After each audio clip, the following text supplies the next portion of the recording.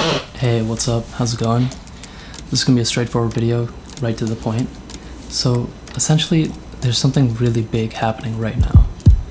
Something that will probably only happen once in our lifetime. What if I told you you could see a 3-mile-wide interstellar snowball hurtling through space? Oh, you should be able to look up in the sky and see the comet Neowise. Comet Neowise? Comet Neowise. And unless you plan on living for another 6,800 years, right now is your only chance to see it. But the universe is giving us a good reason to get up early in the morning to see what many are calling the most impressive comet in years. That's right, Comet Neowise is in town. Right now it's July 21st. There's probably only a few more days to catch it before it leaves our solar system. And the last time something like this was visible to the naked eye in our part of the Northern Hemisphere was probably 1997. Before I was even born, so I guess timing is everything. Right now we're gonna just head out east where there's a lot less light pollution and try to get a shot similar to this.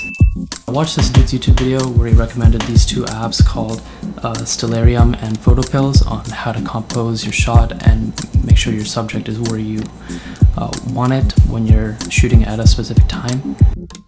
Some really detailed features in there that helped set up where we wanted to go and where we think we might actually be able to get a good shot and where we might actually be able to see it.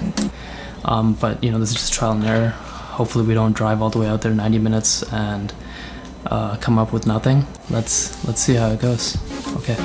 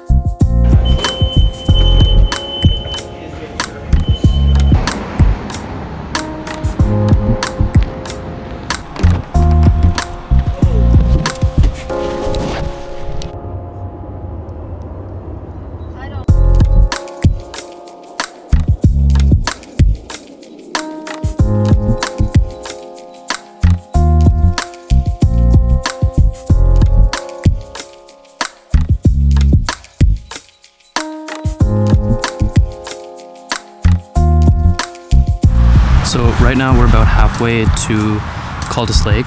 It's about 90 minutes outside of the city. We're trying to avoid all the light pollution around, and I brought my two very not commonly used lenses. This is a Minolta 50 1.2. It's vintage, it's like 40, 50 years old.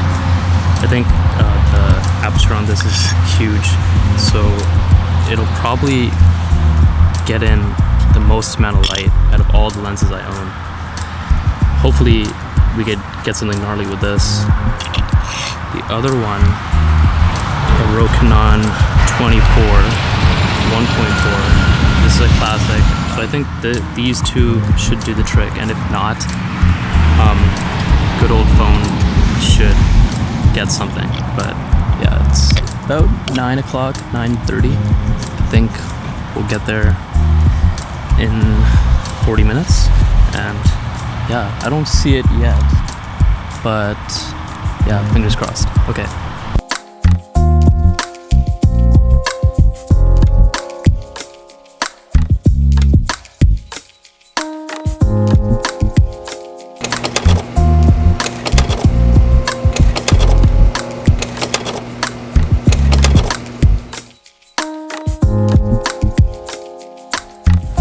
So it's been a few days. I had a chance to shave and take a look at some of the photos.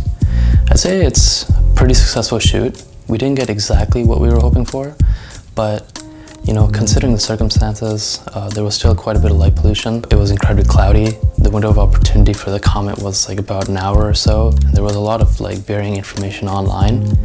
But I'd say like I really liked how some of them turned out.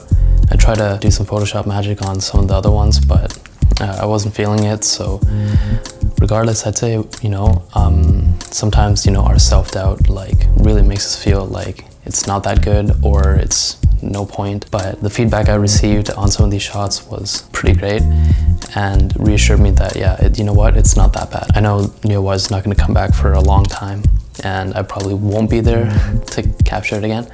But for the next type of, you know, really sick Astro shoot opportunity, like the Northern Lights or something, I'll definitely like be able to know exactly how I want to plan it. But regardless, no matter how much you plan, sometimes things can just go right down the drain, and it's really important to be able to adapt and still like try to make something with whatever you get.